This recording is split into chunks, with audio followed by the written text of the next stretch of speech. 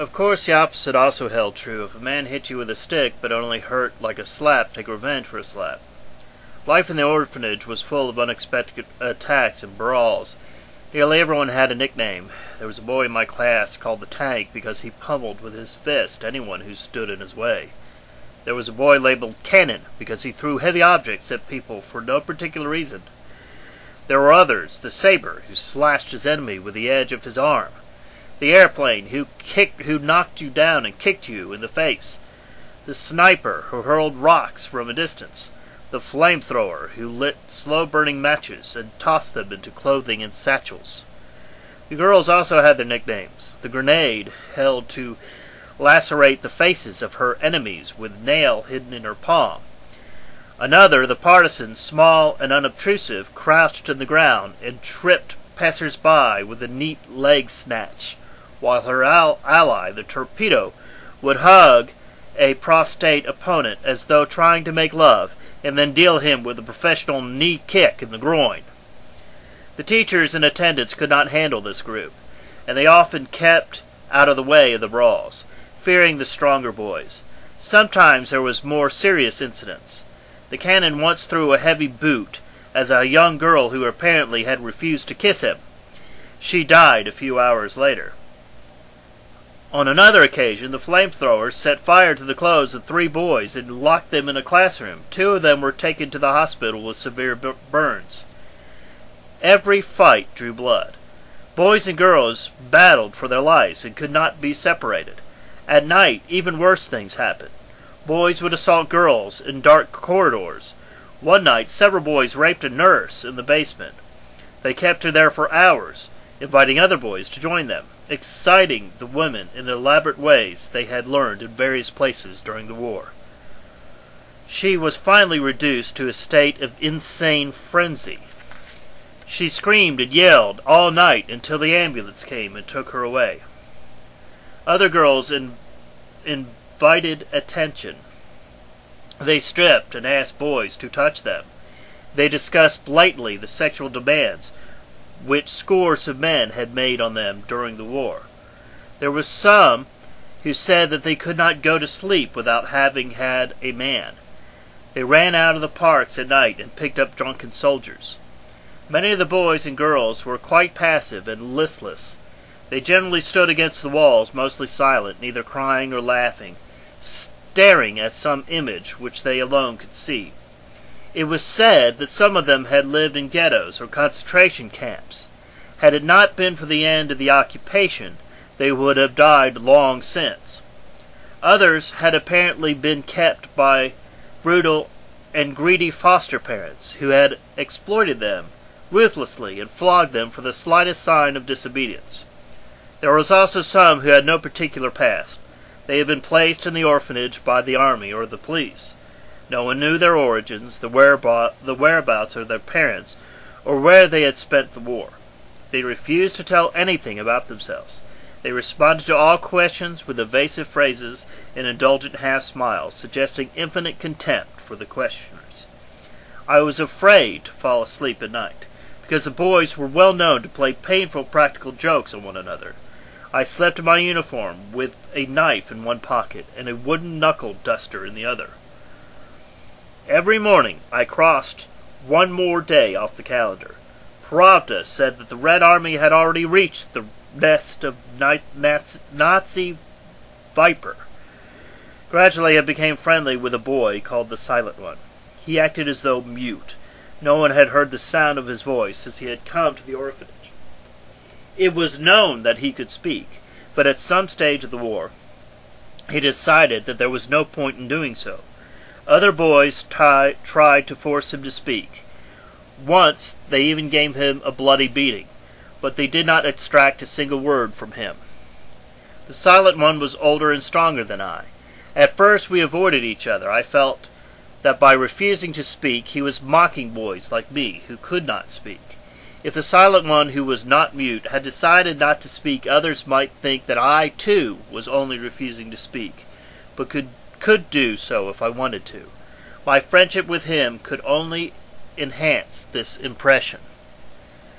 One day the Silent One unexpectedly came to my rescue and knocked down a boy who was tormenting me in the corridor. The next day I felt obliged to fight on his side in a scuffle which broke out during a recess. After that we sat in the same desk in the rear of the classroom. We first wrote notes to each other, but then learned to communicate by signs. The Silent One accompanied me in expeditions to the railroad station, where we made friends with departing Soviet soldiers. Together we stole a drunken postman's bicycle, went across the city park, still sown with landmines, and closed to the public, and watched the girls undressing in the communal bathhouse. In the evening we sneaked out of the dormitory and roamed through the nearby squares and courtyards, scaring love-making couples, throwing stones through open windows, attacking unsuspecting passerbys. The Silent One, taller and stronger, always acted as the striking force. Every morning we were awakened by the whistle of the train, which passed close by, bringing peasants to the city with their produce for the market. In the evening, the same train returned to the village alongside its single track, its lighted windows twinkling between the trees like rows of fireflies. On sunny days, the Silent One and I walked along the track, over the sun-warmed cross ties and the sharp pebbles which hurt our bare feet.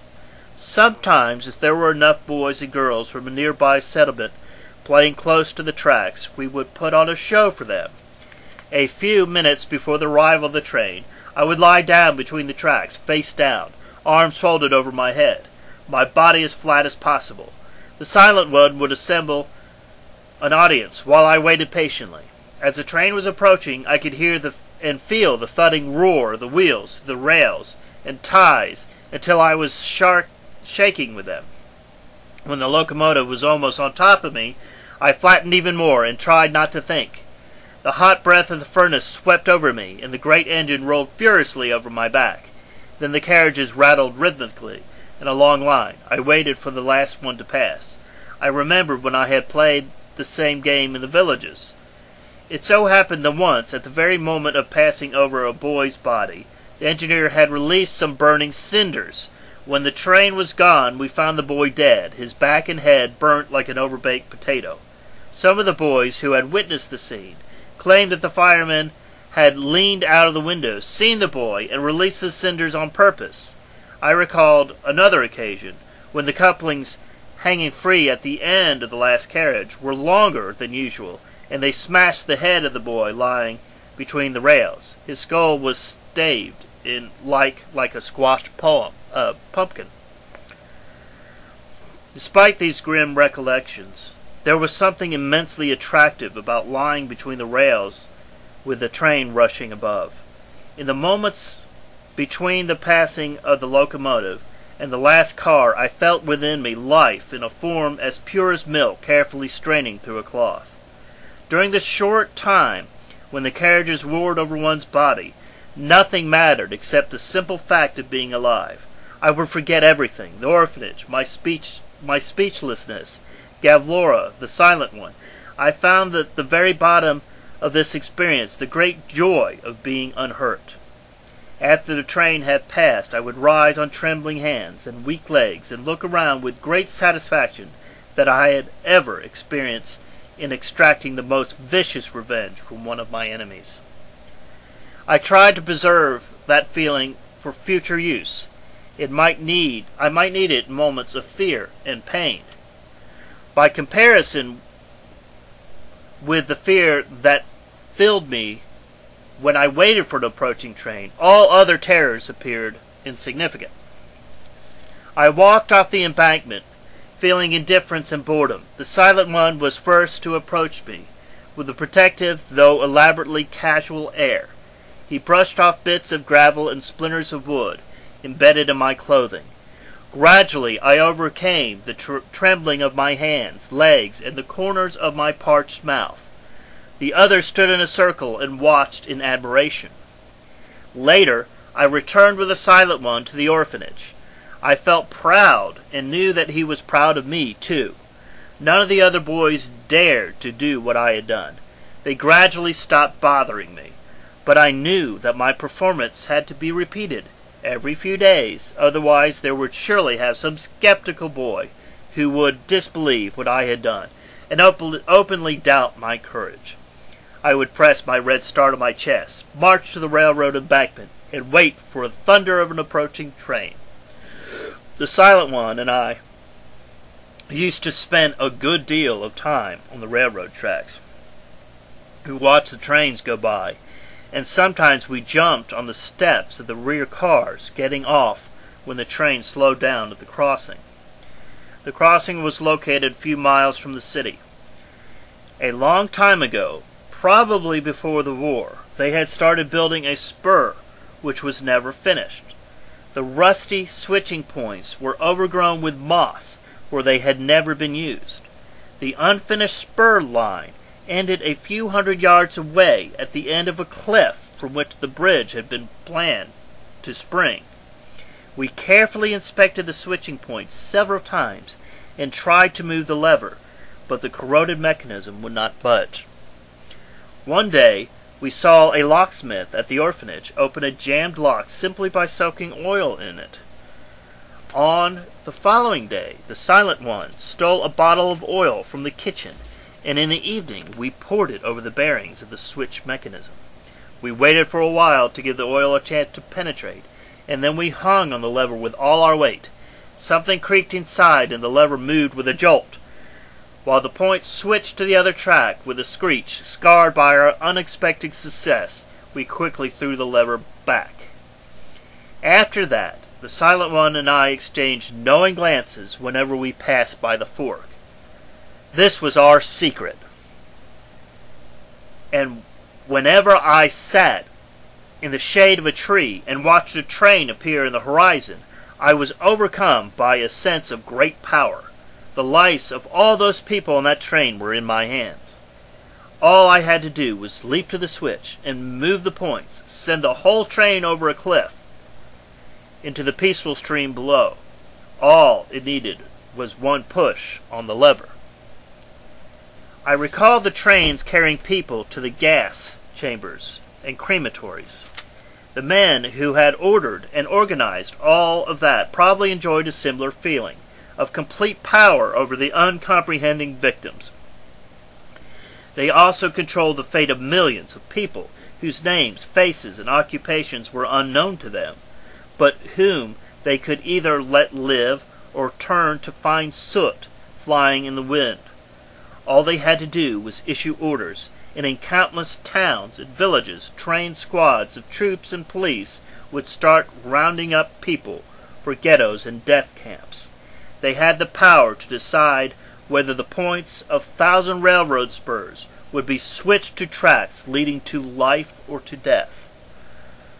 To be capable of deciding the fate of many people whom one did not even know was a magnificent sensation.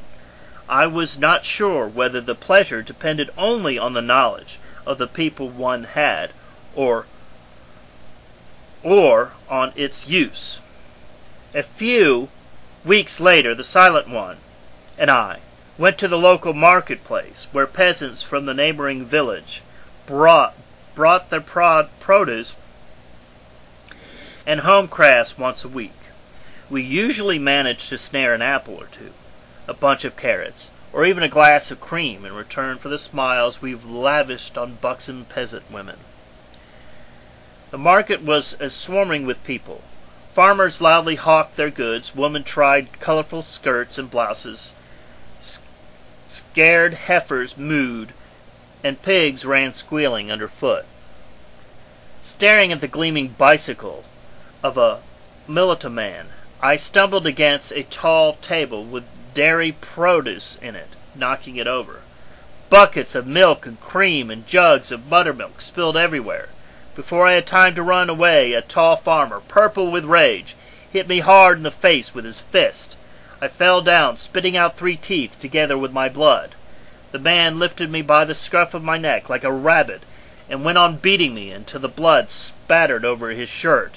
Then he pushed me aside to the gathered crowd of onlookers, and jammed me into an empty sauerkraut barrel, and kicked it over into a garbage heap.